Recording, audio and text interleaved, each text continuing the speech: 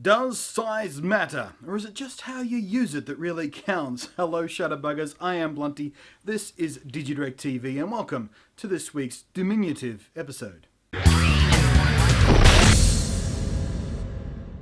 Alrighty gang, I'm going to waste no time waffling on in the introduction today because we are here to talk about the Panasonic Lumix GM1, which has got a lot of people quite excited. It's yet another one of those cameras that have come out this year that have got people all aflutter because it is very exciting and very interesting, and it does something no other camera has done before, and that is it's the world's smallest micro four thirds camera and one of the smallest interchangeable lens cameras on the entire planet, and it packs the guts of the amazingly well reviewed and received GX7, which is their premium camera. Premium camera guts in a tiny, weedy little purse-sized camera body. What's not to be excited about? Anyway, I promised not to waffle, and then I waffled. So let's find out all about the GM1. Okay, so right off the bat, here's the good news. The image quality on the GM1 is friggin' awesome! As for the hardware, well, there's really not much to say. It looks and feels and is laid out very much like any bog standard compact point and shoot type camera on the market. You know, it's got very few buttons on it. It does have a touch screen which helps make up for the lack of physical buttons, so you can still get to a bunch of customizable functions and things like that, which is handy and cool. The menu system is very much the same as any other of the G series cameras. And that's about it, really. I mean, look, it's tiny, it's little, there's not really much to say. But, oh, it has a flash, pop-up flash, I should mention that.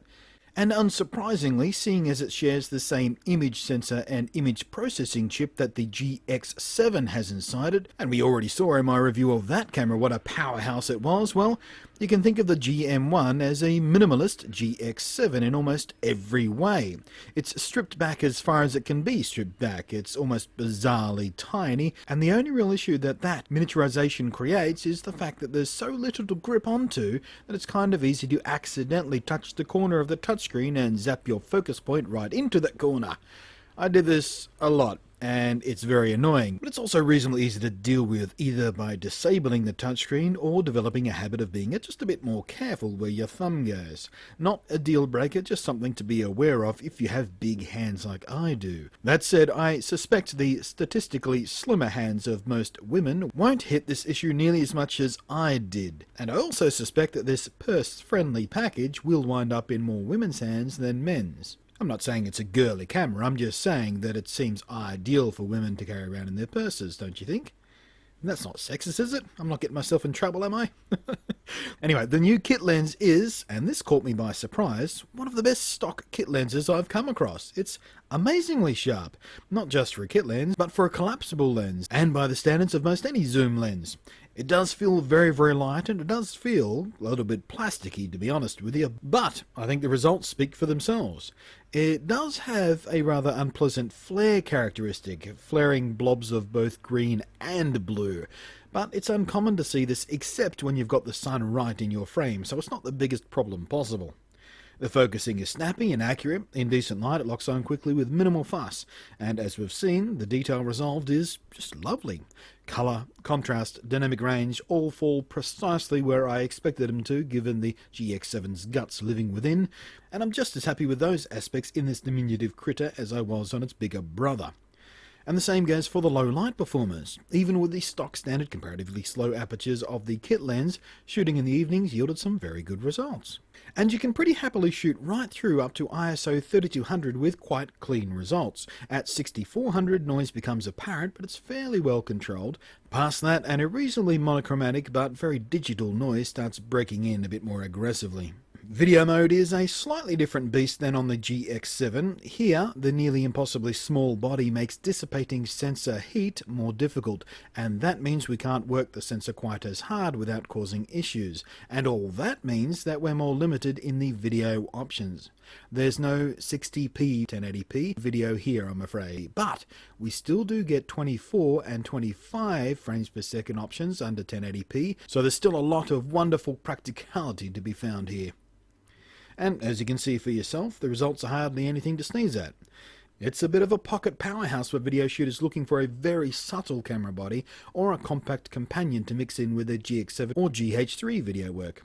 The detail is wonderful, the motion looks nice, and while the limited physical controls of the camera body make it a bit more fiddly and a bit slower to set up than the button-festooned options like the chunky GH3, both for stills and video actually, the end result is, well, it's hard to argue against, don't you think? So there you go, that is the Lumix GM1, and I'm going to predict right now that a lot of you out there who are thinking about getting the GX7 as a supplementary or secondary camera to your video shoots with your GH3, for example, or something like that, it's going to put a problem on your plate. Is that a phrase people use? Put a problem on your plate? Well, it is now. I'm coining it right here. Because now you've got a really difficult decision to make. Because while the GX7 has just a little bit more power, it's a little bit bigger, and it's got the viewfinder and everything, and the rangefinder style body, and it is a fantastic camera all around. This is almost as a fantastic camera, and maybe the things that GX7 does that GM1 doesn't do, maybe they don't even matter to you, and now you've got a really difficult decision to make because they're both extremely good cameras. And that new kit lens blew me away. I was expecting it to be a bit crap, if I'm honest with you, because, you know, it looks, and it does feel plastic, like I said, but the job it does, forget about it. It's one of the best kit lenses I've ever come across. Amazing stuff. I can see people picking this up to pop on their GH3s and their Blackmagic Cinema cameras. I didn't have a chance to try it on the Blackmagic Cinema camera.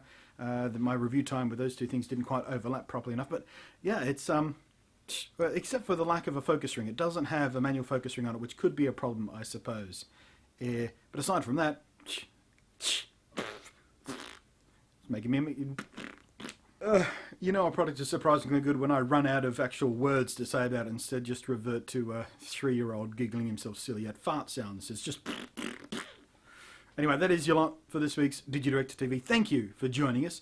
Come back each and every Wednesday for more. Subscribe here on the YouTube if you haven't already. Email me directly if you want to see a specific product or technique or type of photography or videography or something you want specifically looked at in one of these episodes. And you, of course, join us on the Google Plus community pages to share your shots and have a chat with other people sharing their shots and stuff. That is your lot for this week. I'm out of here.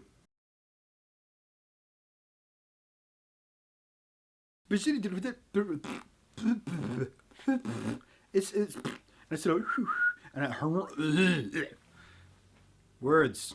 Use words, Blunty. Communication is important.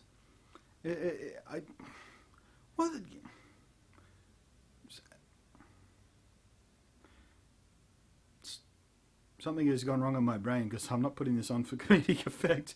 I literally couldn't say any words for a few seconds there. They were here. Where's the language center? It's like here, isn't it? And then they wouldn't come out here.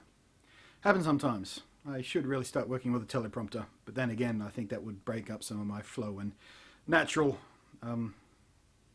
charm.